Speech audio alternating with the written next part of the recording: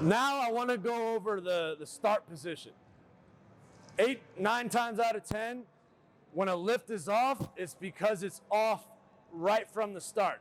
So the start position is something that you want to get dialed in if you want to improve your consistency with the lifts.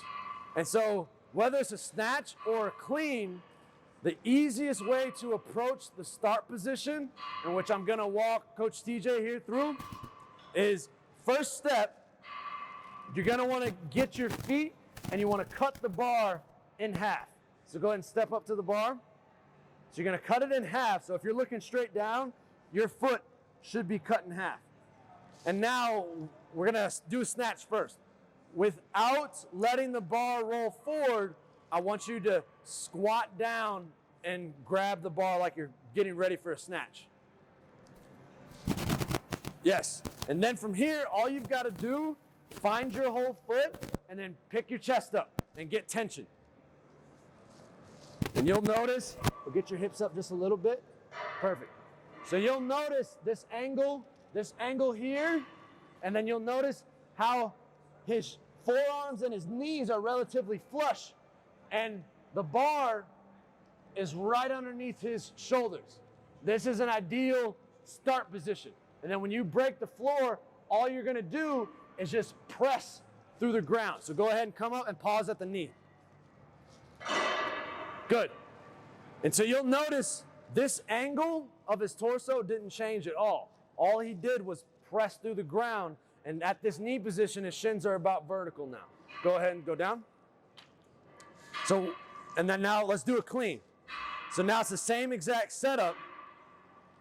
So you're gonna walk up to the bar, cut your foot in half, and then squat down to the bar without letting it roll forward. Now pick the chest up, and now you're ready to go. And that's really all you've got to do for a consistent start position. Go ahead and just hop up, just relax.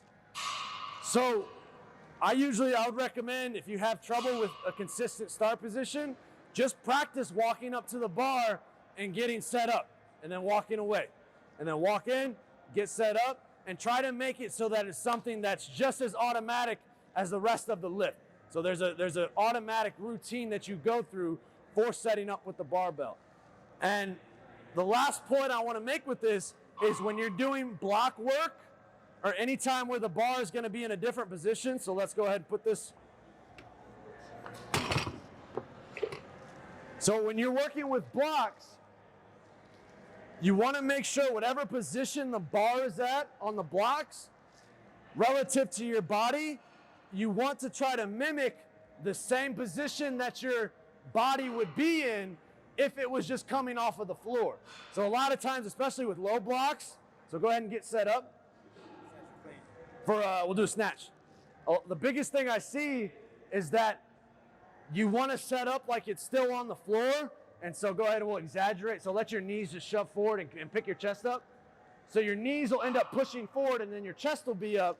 And even though it might look balanced here, this bar is actually out over his toes, so everything's going to be out front.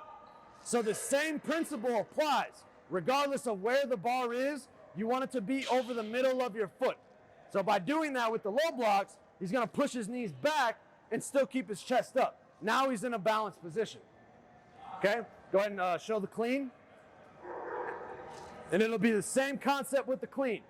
Cut the bar in half and then get set up from there. Good. All right, hop up. So it's a few tips for the start position, whether it's from the floor or whether it's from the blocks. So I hope this helps, and we'll talk to you next time.